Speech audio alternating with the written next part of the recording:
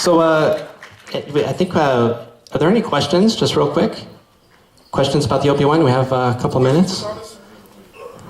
Any questions at all? Yeah. Can you sync it to like another like Tempest or something like that? Oh, absolutely. They just actually recently updated it where you can start this and start Logic or the Tempest, or start Logic or the Tempest and start this.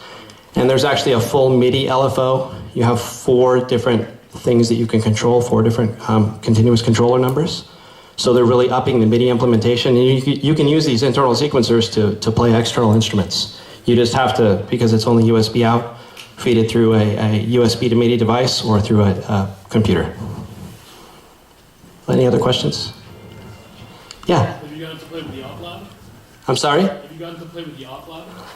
I saw the OP-Lab at NAMM. Haven't played with it yet. Hopefully to be receiving mine in the mail sometime soon. But the OP-Lab he's referring to is a new product by Teenage Engineering that is kind of a Swiss Army knife for the studio. If for me, I have a lot of analog gear, and I have MIDI gear, and I have the computer, and I want to sync it all together. The OP-Lab is a user configurable device that you can actually mod and circuit bend, sort of. You can attach sensors to it, and pressure sensors, and piezoelectric, so you can trigger sounds within the OP-1 or external devices as well. And it's fully user configurable, but I have yet to see software interface, and that's going to be a big part of that device. So thanks.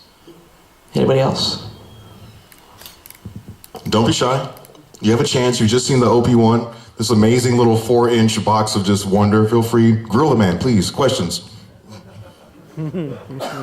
It is now available, I guess, domestically in the States from Nova Music in Wisconsin and Robot Speak in San Francisco. When you're doing like the live performance, are you just changing the drum sequencing and? It's all on tape.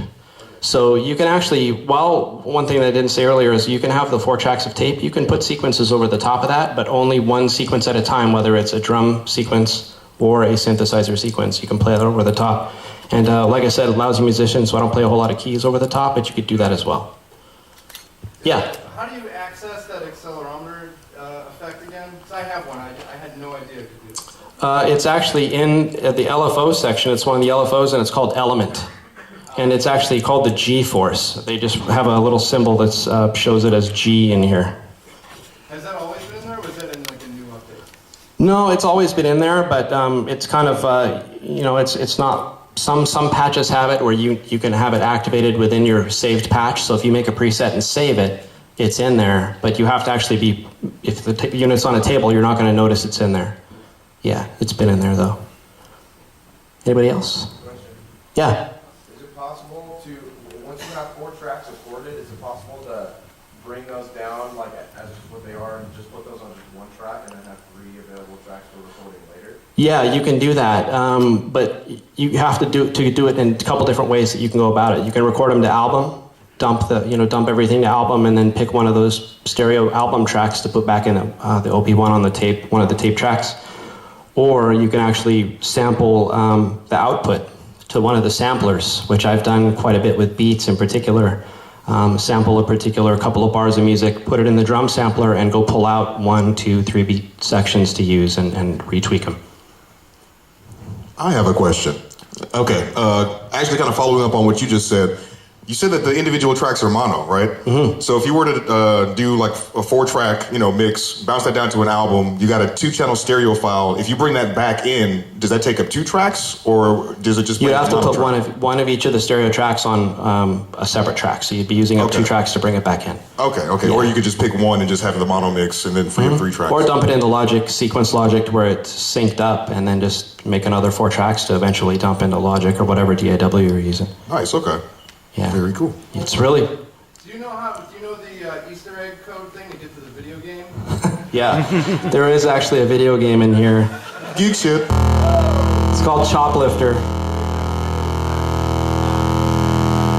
Yeah, and you press any key to start.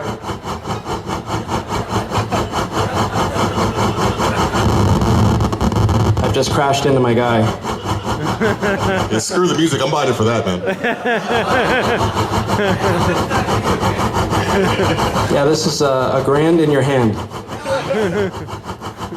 Yeah, no, that's the choplifter, and you know these guys are game designers, so they're full of fun stuff like that. Now, can you sample the output of the game and then use that in the sampler? That's what I would do, right? I can do that with my friend's OP-1. I just play, you know. Okay, yeah. see. Yeah, 2 units required. Awesome. Yeah. All right. One last question we got time for. Anybody? You probably covered this already, but you could sync up multiple of these? Or... You can sync them up through an external source. You can't just plug USB from one into the other just quite yet. Who knows, though? It may actually work like that now, but I don't have a mini USB to mini USB cable to check it out, so be looking into that. Thanks, though. No, you can't. You can? You cannot. Cannot. I've already asked. Okay, yeah, I know that at NAMM, they had a new stand that they made. There's one this way, and one this way, kind of like a Buchla synthesizer. Yeah, except the volume knob of one gets kind of in the way of the shift button, which is super useful to have access to.